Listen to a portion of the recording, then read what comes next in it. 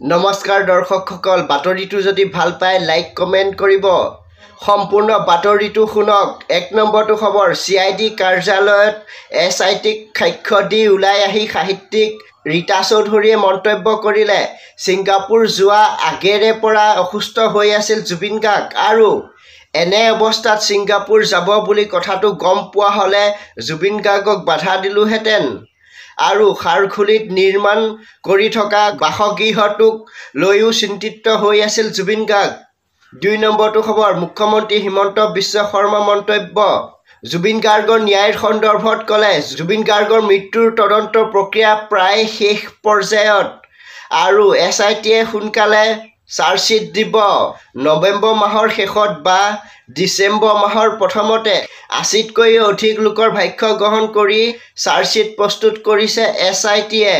3 নম্বৰটো খবৰ, পৰীক্ষাৰ্থীয়ে পৰীক্ষা উত্তৰৰ বহীত লিখিলে জয় জুবিন দা। 4 নম্বৰটো খবৰ, পুনৰ সিদ্ধাৰ্থ শ্যামকানু সহ 7 অভিযুক্তক আৰু 14 দিনৰ ন্যায়িক জিম্মাৰ ম্যাদ বৃদ্ধি আৰু 7 অভিযুক্ত হৈ ওকালতি কৰিবলৈ অহা নাই এজনো অধিবক্তা আৰু জামিনৰ বাবে আবেদন নকৰিলে এজনো অভিযুক্তই। দাখিল নহ'ল জামিনৰ আবেদন।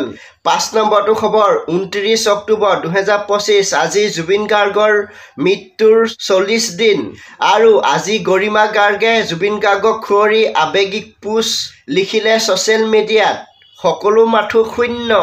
6 নম্বৰটো খবৰ, গৰিমা গাৰ্গে সোণাপুৰৰ জুবিন ক্ষেত্ৰত নাহৰ পুলি ৰোপণ কৰি উচুপি কান্দিলে, এখন ধুনীয়া ঠাই হ'ব জুবিন ক্ষেত্ৰ, নাহৰৰ মাজত থাকিব জুবিন আৰু সোণাপুৰৰ পৰা জাগিৰোডলৈ জুবিনৰ নাহৰ গছ ৰোপণ কৰা হ'ব। জুবিনে কৈছিল, য'তেই নাহৰ থাকিব তাতেই জুবিন থাকিব। 7 নম্বৰটো খবৰ, অসম প্ৰদেশ কংগ্ৰেছৰ সভাপতি গৌৰৱ গগৈ মন্তব্য। জুবিন গাৰ্গৰ ন্যায়ৰ সন্দৰ্ভত মুখ্যমন্ত্ৰী হিমন্ত বিশ্ব শৰ্মাই SITৰ জৰিয়তে তথ্য প্ৰমাণ লুকুৱাবলৈ বিচাৰে। হিমন্ত বিশ্ব শৰ্মাই কেতিয়াও ঘটনাৰ এটাৰ তথ্য ফাদিল হোৱাটো নিবিচাৰে।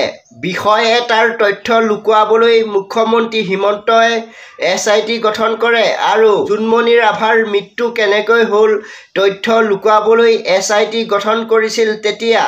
আৰু গৌৰৱ গগৈ সন্দেহ, যিকোনো ঘটনাৰ বাস্তৱ তথ্য ৰাইজে গম নাপাবলৈ মুখ্যমন্ত্ৰী হিমন্ত বিশ্ব শৰ্মাই SIT গঠন কৰি দিয়ে। 8 নম্বৰটো খবৰ, বাংলাদেশৰ জাতীয় সংগীতেৰে আৰম্ভ কংগ্ৰেছৰ কাৰ্যনিৰ্বাহক শ্ৰীভূমিৰ ইন্দিৰা ভৱনত কংগ্ৰেছে পৰিৱেশন কৰিলে আমাৰ সোণাৰ বাংলা। 9 নম্বৰটো খবৰ, কলিয়াবৰৰ চিলঘাটত এটা প্ৰকাণ্ড এশিঙীয়া গড়ৰ মৃত্যু।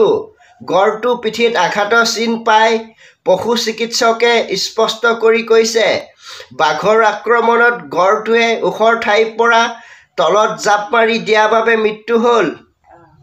আজিলৈ বাতৰি ইমানেই আছিল আৰু ভালকৈ বনাবলৈ চেষ্টা কৰিম। জয় আই অসম, জয় জুবিন দা।